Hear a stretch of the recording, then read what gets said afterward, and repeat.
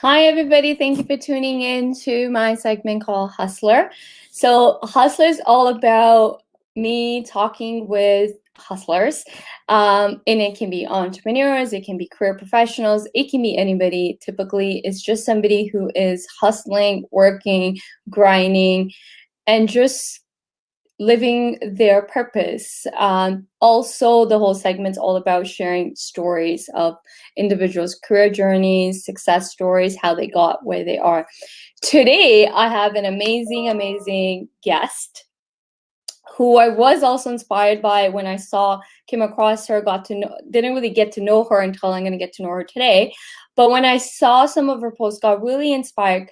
I love empowering other females. I love seeing other females that are entrepreneurs. I'm an entrepreneur. So when I see another entrepreneur, just really, and especially a female entrepreneur, I just love it. And I just want to support anywhere I can. So my today's guest is an amazing entrepreneur who is female, mother. She just had her second child, who's 7 weeks old only, and she's doing this segment today with me.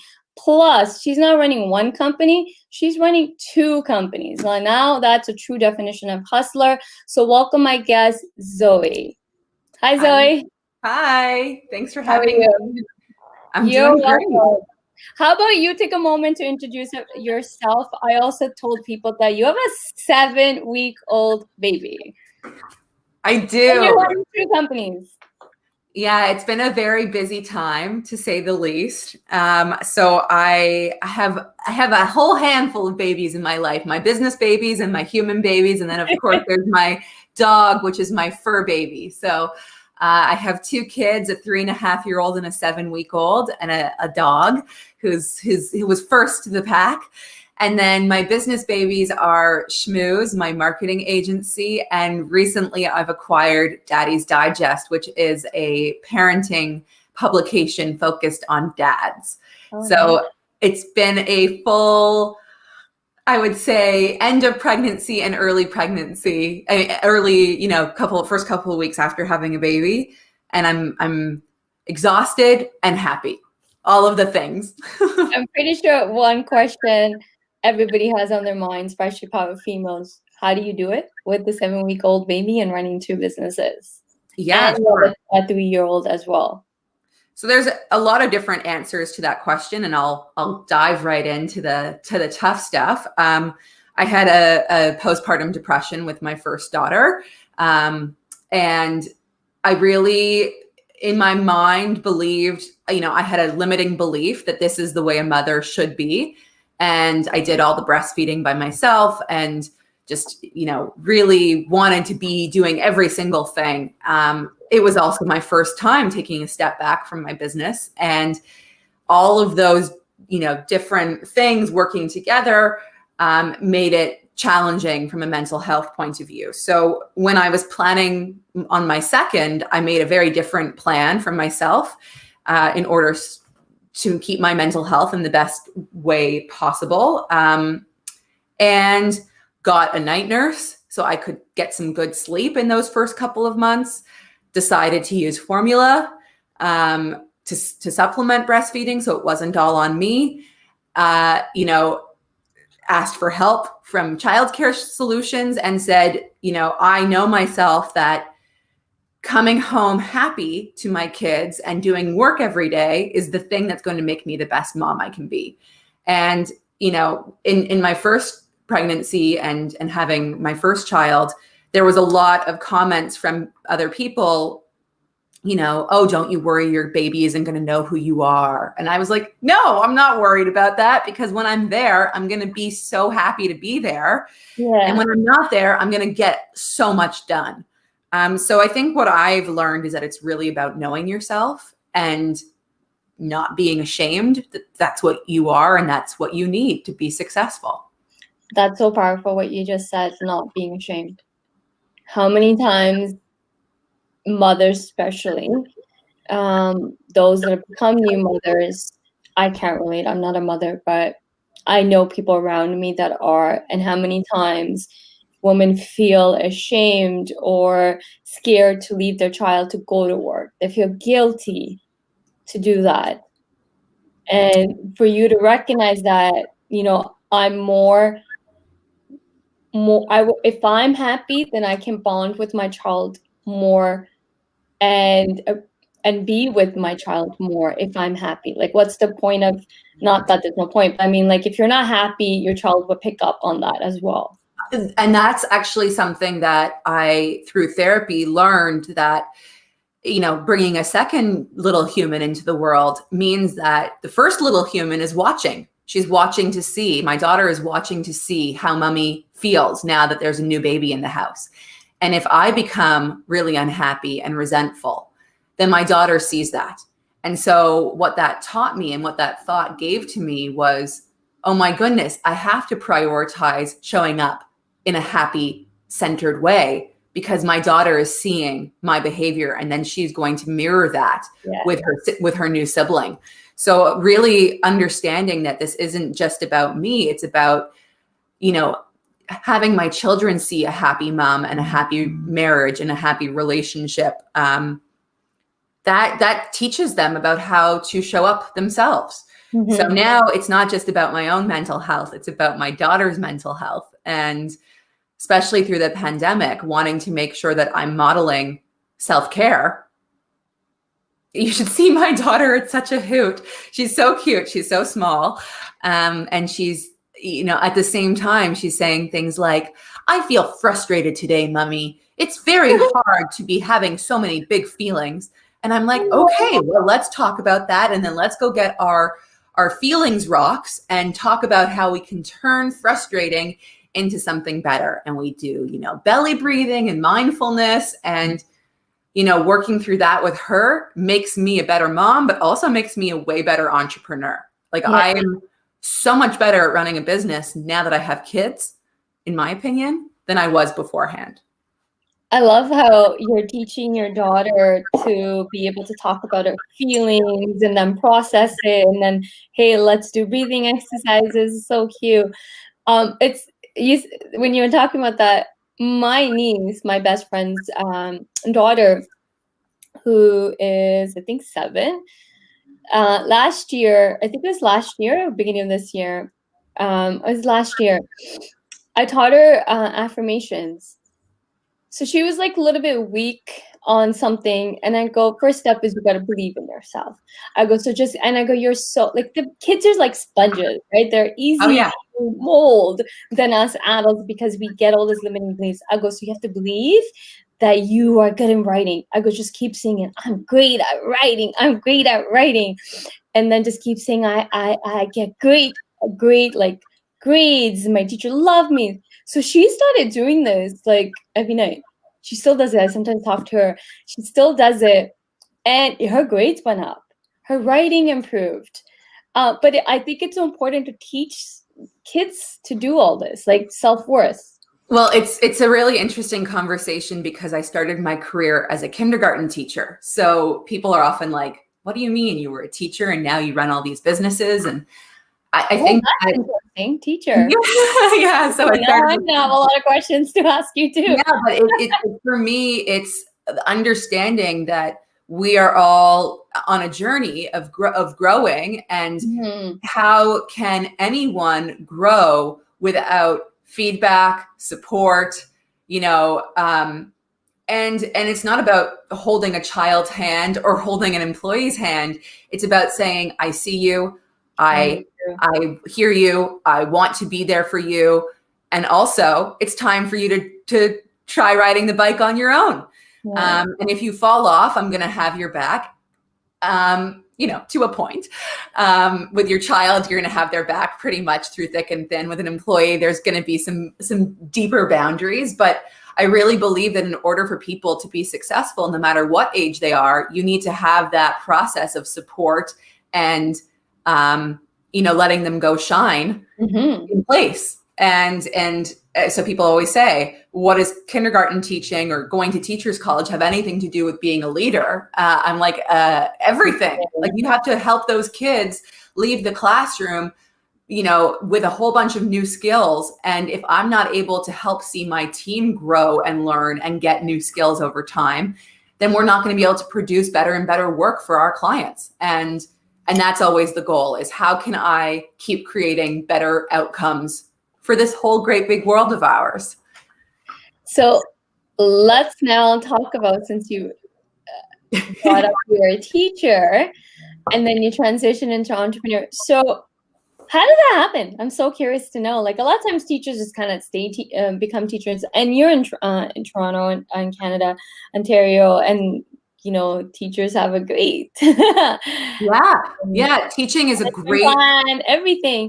And I have a lot of teacher friends. So how did you make that transition? Like, what inside made you like, I want to, like, you went from teaching to all the way to digital media, right? It's digital media marketing that you do, correct? Yeah, that's correct. Yeah.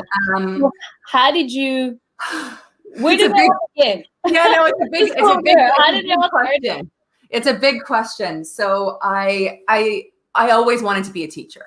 That was like, what's Zoe going to be when she grows up? She's going to be a teacher. From my grade 4 autobiography onwards, that was the path. So I became a swim instructor. I worked at tutoring companies. I volunteered. It was always kids and teaching. And essentially, I started to feel unsure if it was the right fit for me when I was in teachers college. And I kept telling myself, it's going to be different when I have my own classroom. When I have my own classroom, I'm going to feel differently about it. And it wasn't that the people I was working with in practice teaching weren't great, but I was always, once it's my own, it's going to feel, something's going to click. I was waiting for that click. And I remember my first year of teaching, which was my last year of teaching, I would go to the photocopy room to photocopy worksheets. And that was the best part of my day. And I knew something was wrong. I loved the kids in my class. I wanted them to be successful, but I was miserable. I felt like all of this energy that I had was being completely diminished. And I was like, I am not going to want to have my own kids if I keep teaching. Like, I was really miserable. And that being miserable about something I thought was so good made me even more miserable, because I was mad at myself for being unhappy with something that was supposed to be so good. And then the decision to go to business school was sort of what came next. And in my mind, I said, okay, the way I can manage this thought about going to business school, which in my mind sounded like big corporate sellout, horrible person going to business school, was, okay, I'll go to business school and I'll start a tutoring company. That was sort of in the back of my mind. I'll learn how to run a business and then I'll do a kid's business. That's not what happened. But it was sort of the thing that allowed me to break free of, what had become a limiting belief for me, that this was where I was supposed to be and this was the only way to do good. And I left and I did this business program, and I was the only one who wasn't a business student or an engineer. And I kind of felt like a fish out of water. And first day of class, who in this room is an entrepreneur? It was an entrepreneurship stream focused on entrepreneurship. And I was the only one who didn't raise my hand. So I was just like, I'm not an entrepreneur. I don't know what I am. By the end of the year, I had, fallen in love with the idea that business is, nothing if you're not actually connecting with people. Yeah. And to me, marketing is where business and education meet, because you are teaching someone about a product or a service and hopefully adding value, so that once they purchase or buy into that company or brand's product or service, that they're going to have something more after purchasing. Yeah. And to me, that was where education and making moolah came together. And I fell in love with it.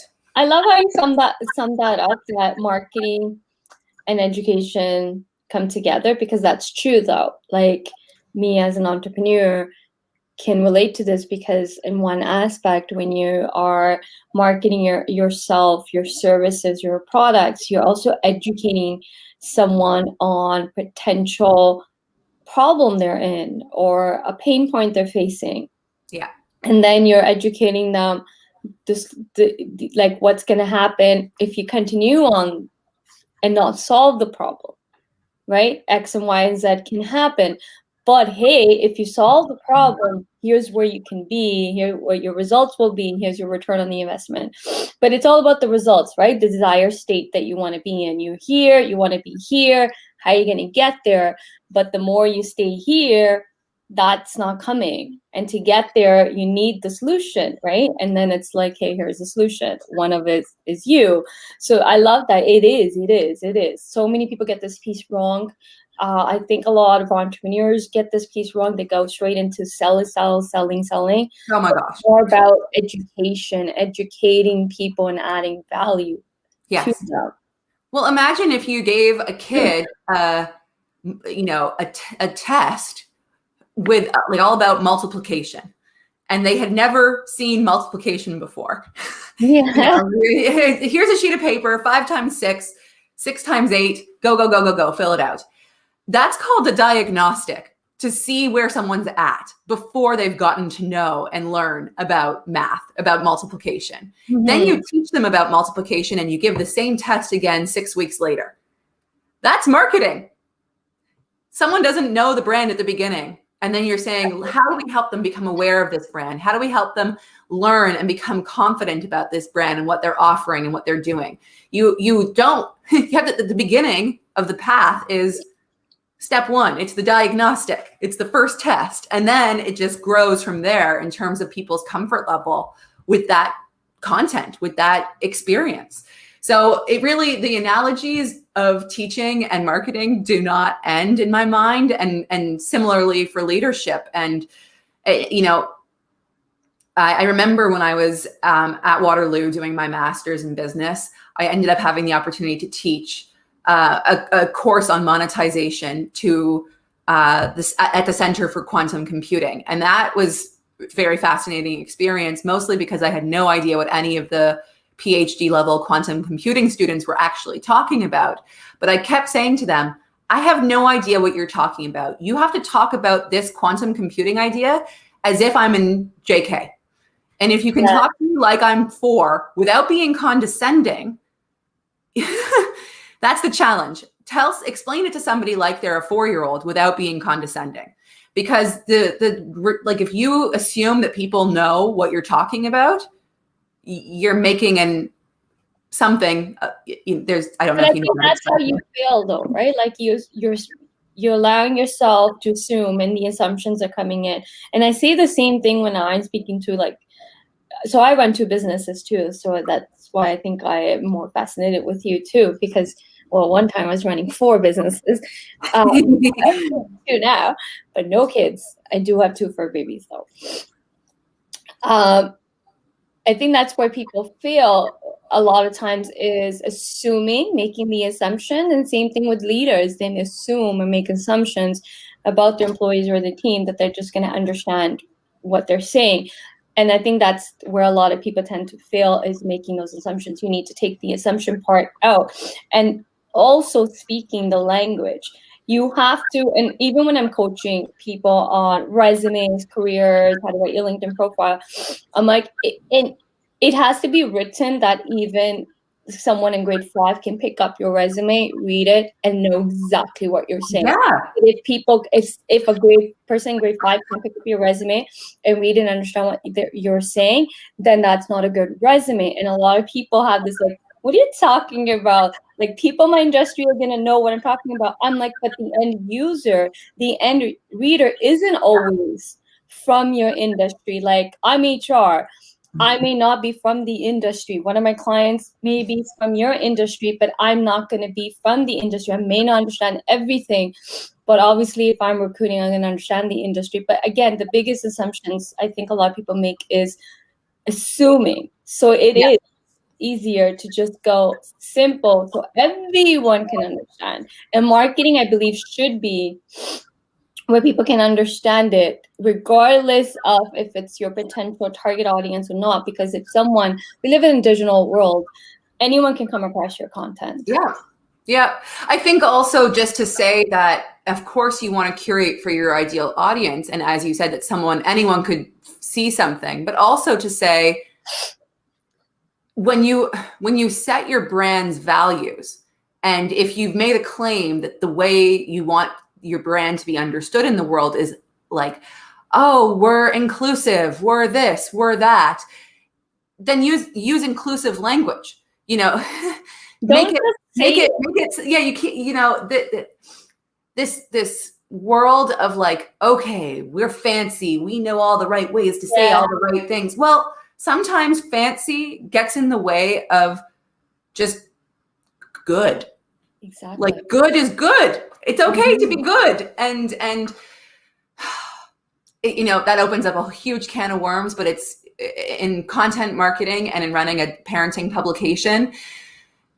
There's a lot of opinions out there, and there's a lot of challenging topics to deal with when it comes to like, am I going to post about this on social media or not? You need to be making every decision thinking, am I going to be proud that I said this in 5 years? Is it something that someone will understand in 5 years, even without the context? So the more simple and the more grounded in reality your content can be, the better it's going to do in the long test of time. Yes, that's so true. I use one rule. Would it benefit even one person? Will someone with my content, this post impacts one person? Will it help one person? Yeah. Will it change one person's life? And if my answer is yes, I'm posting it. Good. So let me speak to that. How vulnerable I am. Sorry? No, I was just going to speak to that because it goes back to the question about why I have 2 businesses. Because my agency is phenomenal and I adore my team. But sometimes when I get too involved, I get in their way.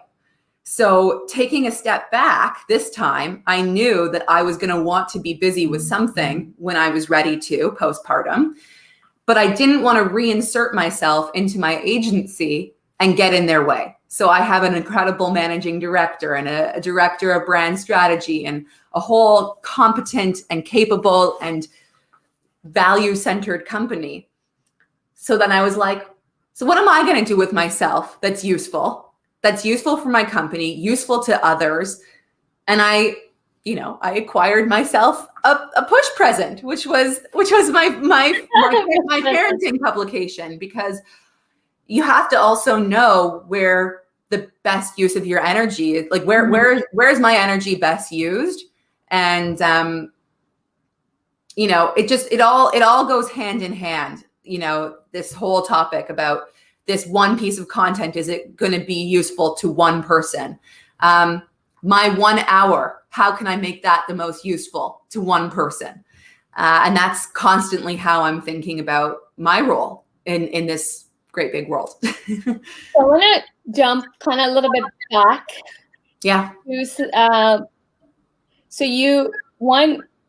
I want to recognize that you recognize that you weren't happy teaching. How many people stay in something just because they believe they need to?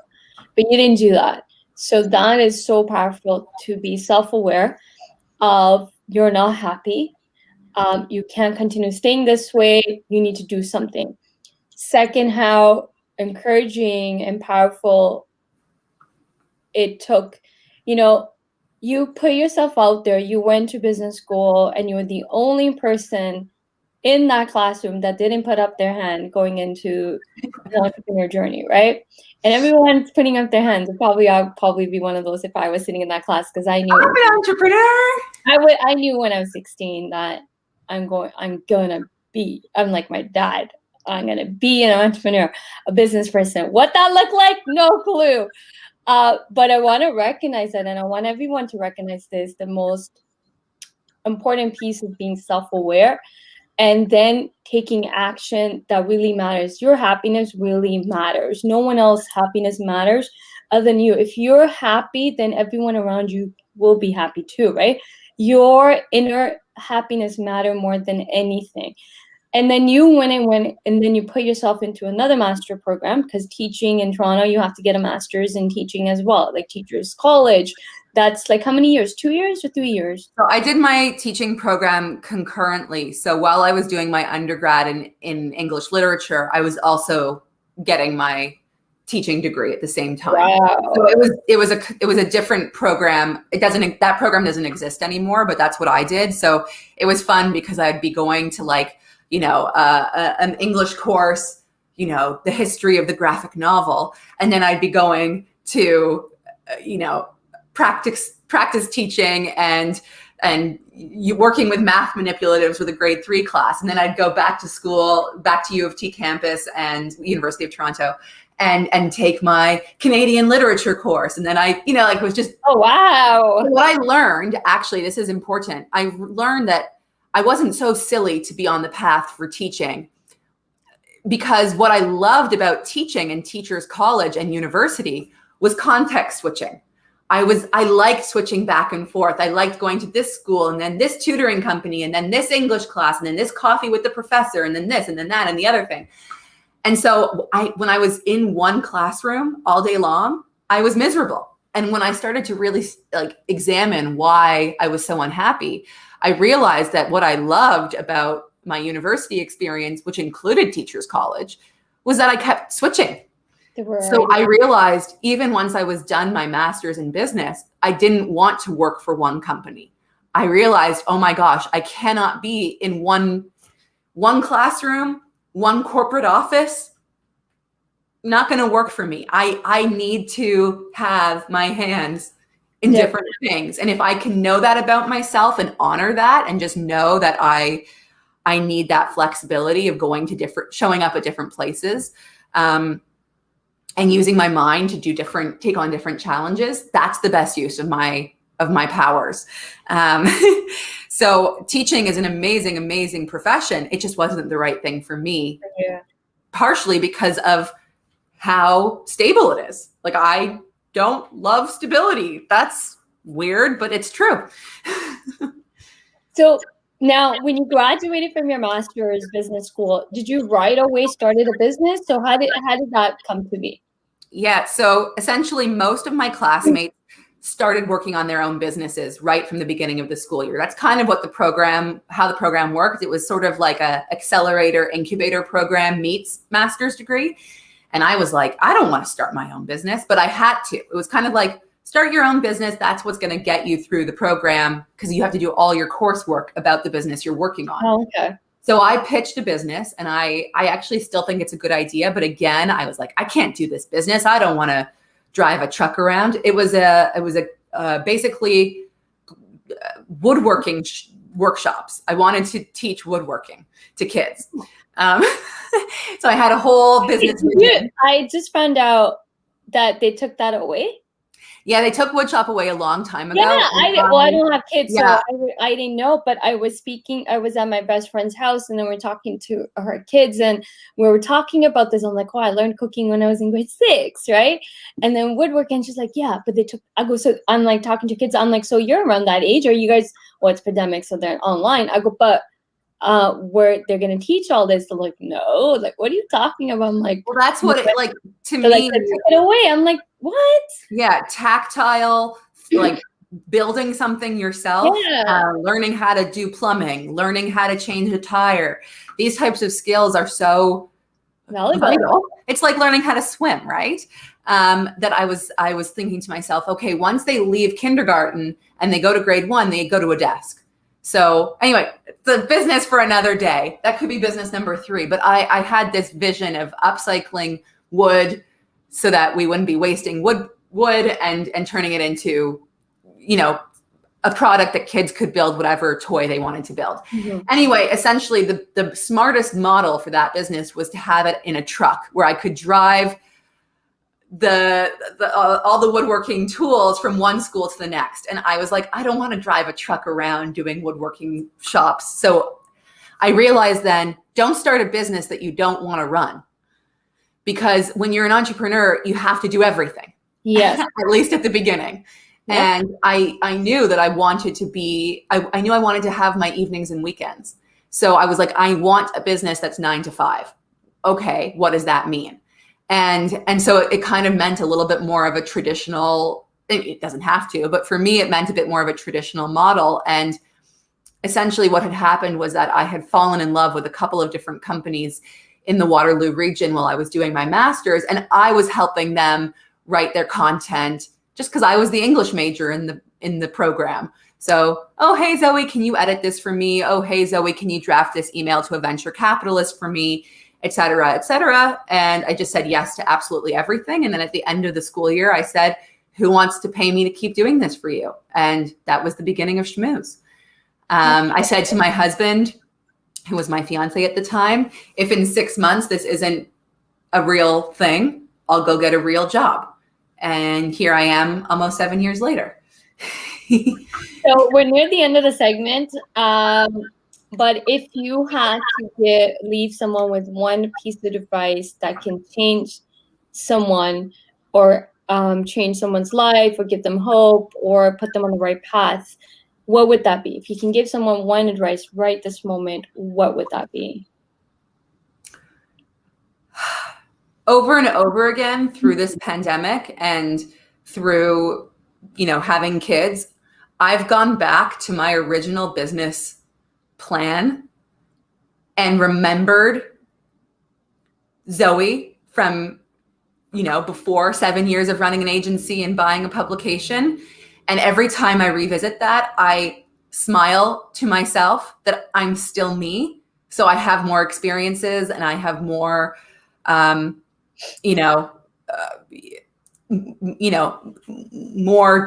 in the Rolodex, but at my core, I'm still myself. And I think just writing it down, this is what I believe in. This is, it's coming up with what's important to you, purpose and mission. And then everything you do, if it stems from that, everything's okay somehow. And that's how I feel about Daddy's Digest. That was like one of the most organic acquisitions. I don't know. I haven't acquired any other business, but I imagine, I don't know how anything else could be so organic because it feels so right. And that still is in line with Zoe from 10 years ago. Well, I was just starting on my teaching journey. And that's like, if you can keep reflecting and then moving forward from that point, I think it's going to be okay. That's a great advice. Thank you for sharing that. Lastly, who do you work with and how can people reach you? So who do I work with? Yeah, who are your ideal clients first? Oh, sure. Yeah. So we work with a lot of parenting and educational brands. Essentially, what that means is that whether you're coming through the Daddy's Digest side and you want to be involved as a contributor or a partner on that side, that's one pathway. And of course, we want to appeal to dads and add value to dads. And on the Schmooz side, if you are sort of saying, I want to be proud of the impact that every single social media post has, then that's something that we're interested in doing. It's saying, yeah, we need to sell this product or this service, but we also want to be proud that this is an impactful piece of content that's going to help start conversations. That's the work that we're most interested in doing. So again, it ends up going back to a lot of educational, healthcare, wellness type of companies, because they're often the ones, and this is not, there's a lot of exceptions to this, they're often the ones that want impact. So any social enterprise who cares about impact plus profits, I believe they have to go together to truly make change. That's who I'm interested in talking to the most. And how's the best way to reach you? LinkedIn is a great way to reach me. I love LinkedIn. I love when people come on my show and say, LinkedIn's a good way. I love LinkedIn. I love Thanks, LinkedIn. LinkedIn is a great way to reach me. And also Zoe, and you can see the Schmooz behind me, Zoe at Schmooz, SCHMOOZ.ca. Happy to hear from anyone and be helpful however I can be. Perfect. So if you're not connected to Zoe, do that now. You can click on this segment. I did tag her, so you can click on her name. You can connect with her. Feel free to reach out to her. Once again, thank you so much, Zoe, for coming on, sharing your story, which was amazing, and sharing such great advice. And I really love the fact that, you know, you recognize you weren't happy, the self-worth, and then going after what you really want to, and that takes a lot of courage to do that. So thank you so much for coming in and sharing that. And to everybody else, thank you for tuning in. I'll be back next week with another guest who's a hustler as well. So until then, stay safe, and I'll see you guys next week. Bye. Bye.